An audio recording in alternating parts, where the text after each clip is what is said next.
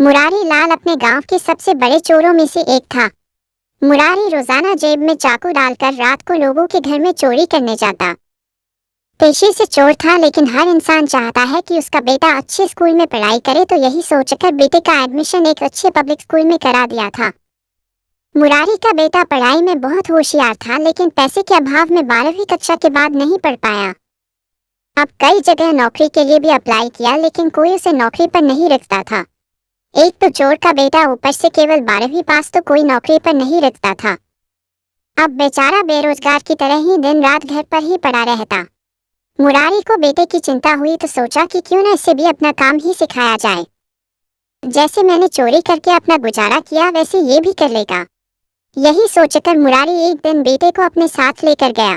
रात का समय था, दोनों चुपके चुपके एक इमारत में पहुंचे। इमारत में कई कमरे थे, सभी कमरों में रोशनी थी। देखकर लग रहा था कि किसी अमीर इंसान की हवेली है।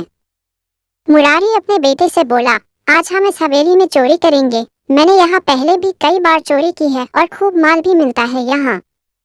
लेकिन बेटा लगातार हवेली के आगे लगी लाइट को ही देखे जा रहा था। मुरारी बोला, अब देर न करो, जल्दी अंदर चलो, नहीं तो कोई देख लेगा। लेकिन बेटा अभी भी हवेली की रोशनी को निहार रहा था और वो करुण स्वर में बोला, पिताजी मैं चोरी नहीं कर सकता। मुरारी, तेरा दिमाग खराब है, जल्दी अंदर चल। बेटा, पिताजी, जिसके यहाँ से हमने कई बार चोरी की है, देखिए आज भी उसकी हवेली में रोशनी है और हमारे घर में आज भी अंधकार है। मेहनत और ईमानदारी की कमाई से उनका घर आज भी रोशन है और हमारे घर में पहले भी अंधकार था और आज भी। मैं भी ईमानदारी और मेहनत से कमाई करूंगा और उस कमाई के दीपक से मेरे घर में भी रोशनी होगी। मुझे ये जीवन में अंधकार भर देने वाला काम नहीं करना। मुरारी की आंखों से आंसू निकल रहे थे। उसके बेटे की पढ़ाई आज सार्थक होती दिख रही थी।